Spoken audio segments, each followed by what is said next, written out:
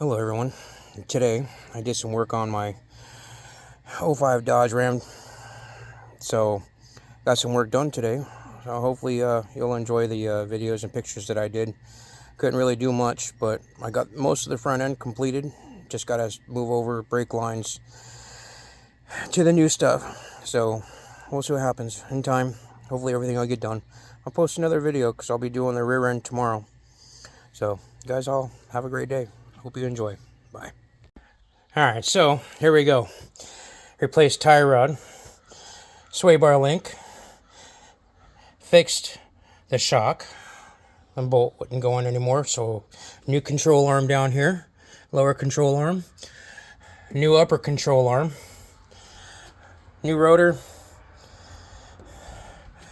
and all new brakes and calipers, and a new bracket all in one. So here we go. So on the driver's side, I got the sway bar link done, replaced.